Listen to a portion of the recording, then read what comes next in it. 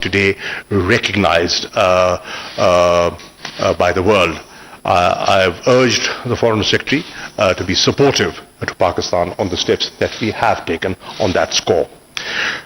Red list obviously is an issue that has been discussed in Pakistan. I did touch on that subject, on how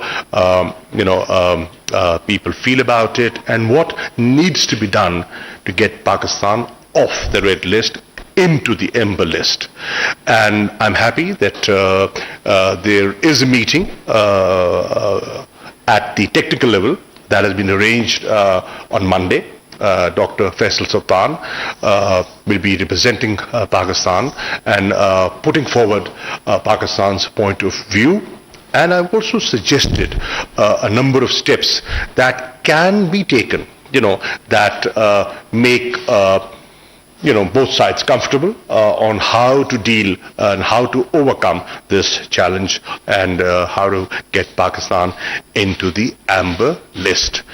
On the whole, it was a frank, candid discussion, and thank you for coming. Thank you very much.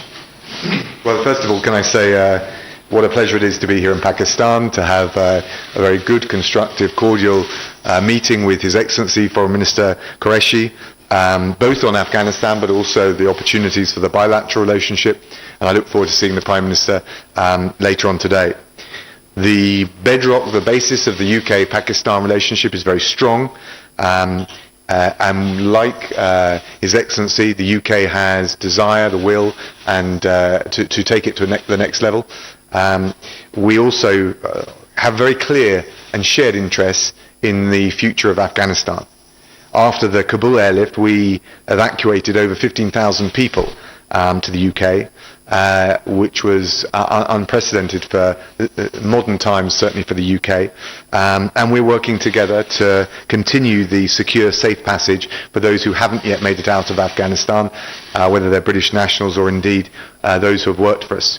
It was important to have the opportunity, and I'm very grateful to the government for making this possible, to go up to talk and to see for myself the situation on the ground and talk to people on the ground and really understand it at that level. As for the UK, we're very mindful of the situation for Afghanistan's neighbours. We will be shouldering our humanitarian responsibilities. We've increased our aid budget for Afghanistan this year to £286 million, and we will also be supporting those countries who face the greatest demands for those who may be displaced in the weeks ahead. We've also sent a team, a 15-person rapid deployment team, to the region as a whole to make sure that we can help with the logistics, the practical arrangements that we also discussed for allowing people safely and securely to cross borders if it's into third countries to get back to the UK.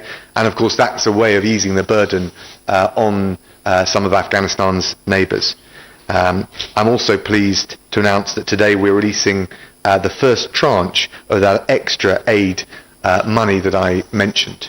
We are sending up to £30 million of life-saving support to Afghanistan's neighbours, and that will include Pakistan, so that there is the money to provide the basics, the shelter, the household necessities, the sanitation for those who come across the border. We recognise this problem. We want to be part of the solution with such a key partner. We also stand by our commitments for Afghanistan's future, and I think there are a number of priorities that we discussed today. The humanitarian lifeline, preserving regional stability, holding the Taliban to the assurances that they've made, making sure that deeds follow words, and of course making sure that Afghanistan cannot be used and will not be used as a base or a safe haven for terrorist groups in the future. We're building, and it's important for us all to work together to build an international grouping, coalition around these core elements, around safe passage, around all the other elements, strategic and otherwise, whether it's through the G7, NATO, we've had a recent UN Security Council resolution, and of course the regional partners are going to be absolutely key to forging a way forward. And Pakistan's support and role will be vital. And if we come together in that way, with all of those that are interested and want a positive way forward, we will be able to exercise the maximum moderating and positive influence on the Taliban. We have a shared interest in supporting a stable and peaceful future for Afghanistan, and I thought with a very good conversation we had about the common and the commonality of interest in how we pursue that going forward. We also discussed all of the bilateral issues that His Excellency raised. We listened, we understand the concerns on issues like the Red List, and all the more important that as close partners we really intensify the bilateral relationship, particularly with, I think, a big anniversary for our bilateral relations, which is coming next year. Thank you very much, and it's a great pleasure to be here. Thank you very much. I understand the ministers have time for a couple of questions. Would you kindly introduce yourself while posing the question? A gentleman on the left side. Right side, sorry.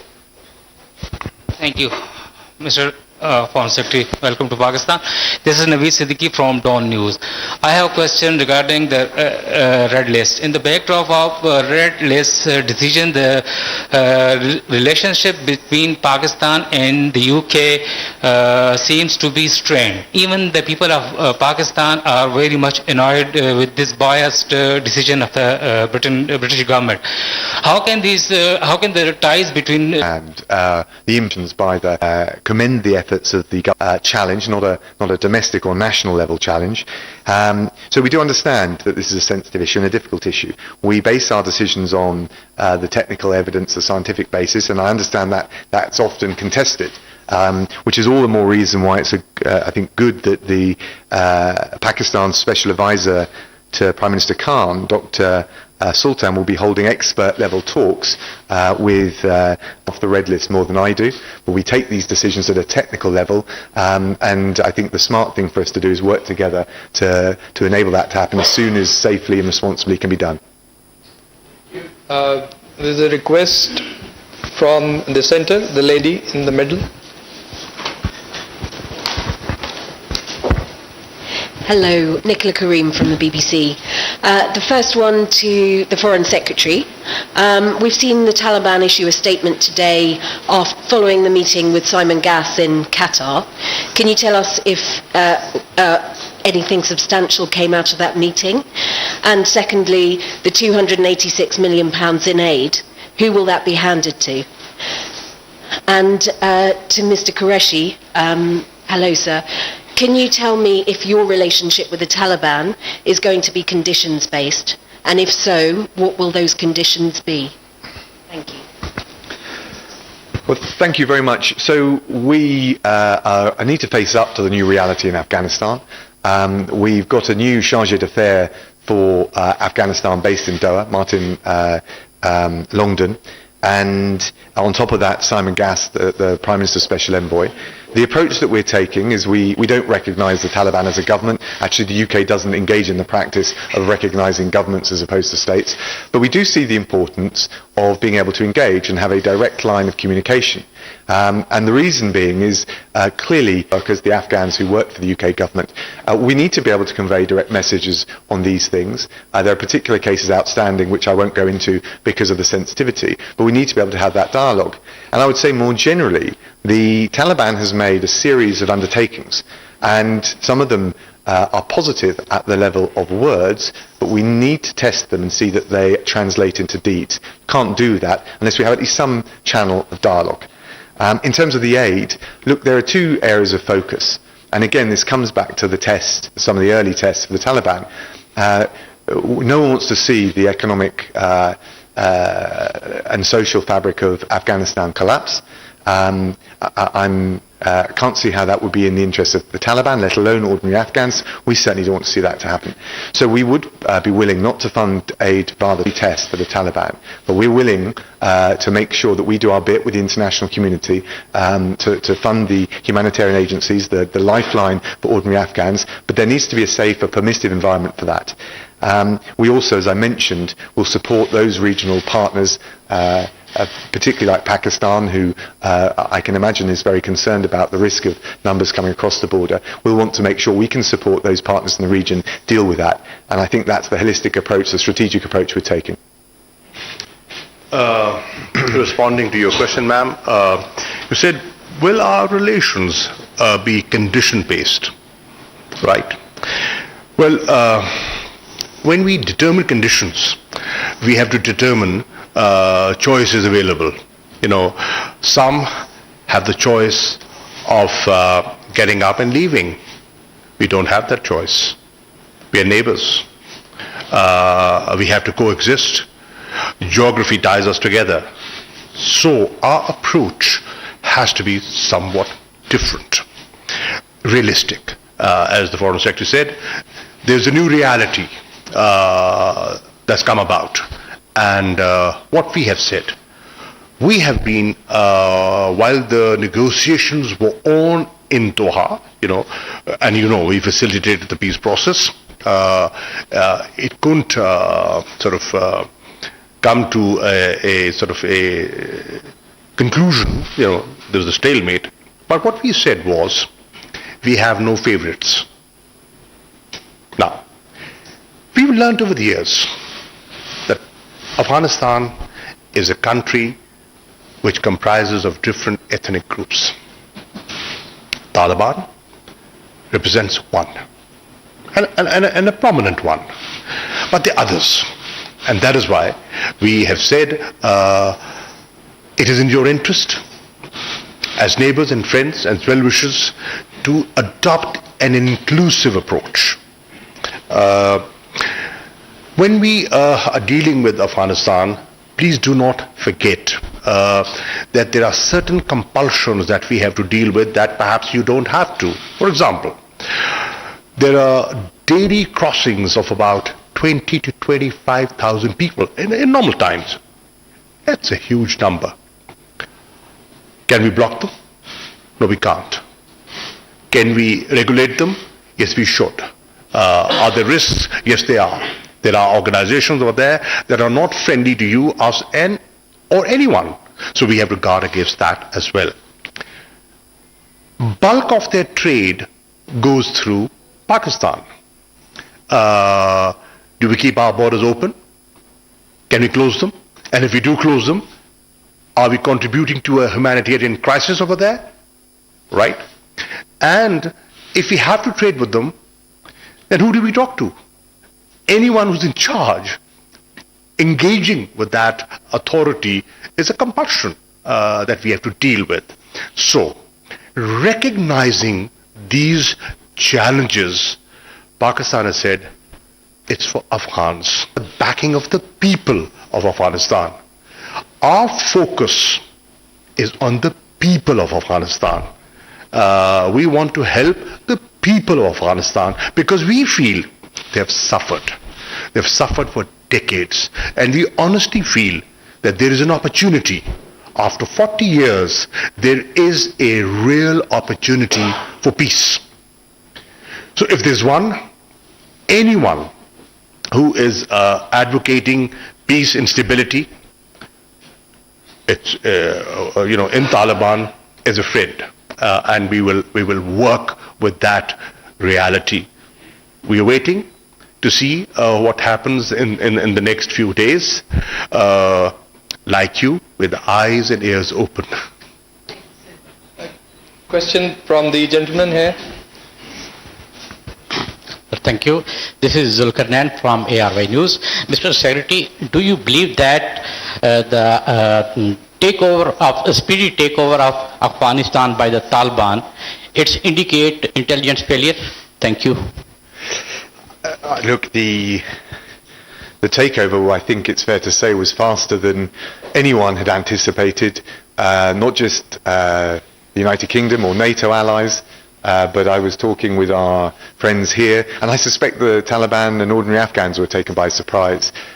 We can look at all the different factors that relate to it, but I think there was a common, widespread surprise at the speed with which the consolidation of power happened. We have a question from the lady in the middle, in the pink. Hi, I'm Emma Clark from AFP, and this is a question for Mr. Raab. You've said that you want nations to exert maximum moderating influence. What are you looking for from the Taliban? And also, is there a danger of pushing them too far and the group turning inward and embracing radical tendencies? I think it's a good question. I think we need to set some early tests. Of course, actually on the evacuation between the middle of August and the end of August, there was dialogue on the ground, and we wouldn't have got 15,000, more than 15,000 people out without at least some measure of constructive dialogue with the Taliban. So we note that. There have been further undertakings made, and so to address your point, I think we would hold them to the undertakings that they have made, and test the sincerity and the will to deliver on those. The kinds of things we're talking about are reflected now in a UN Security Council resolution that the UK pushed very strongly for with France and the US.